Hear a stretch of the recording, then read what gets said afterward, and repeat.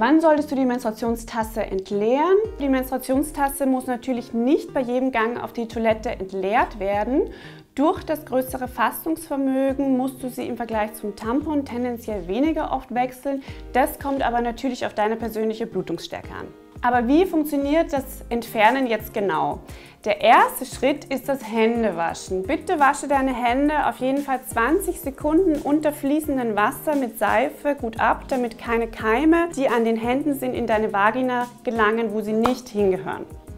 Der zweite Schritt ist eine bequeme Position. Auch beim Entfernen der Menstruationstasse ist wichtig, dass du dich wohlfühlst. Probier also unterschiedliche Positionen aus, zum Beispiel im Stehen, im Sitzen, in der Skispringerinnenhocke oder auch in der Froschposition.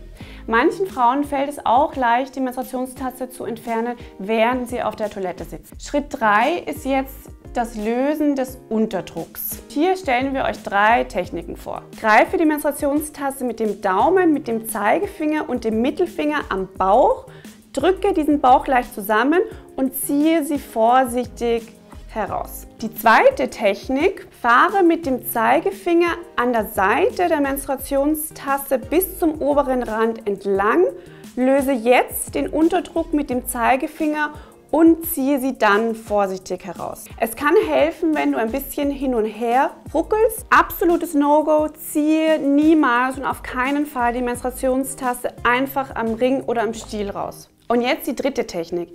Die Selena Care Menstruationstasse hat hier einen praktischen Ring. Bitte auf gar keinen Fall einfach an diesem Ring ziehen. Aber du kannst mit dem Daumen und dem Mittelfinger den Ring umgreifen und jetzt mit dem Zeigefinger am Rand der Menstruationstasse entlangfahren und wieder oben am Rand den Unterdruck lösen und sie vorsichtig herausziehen.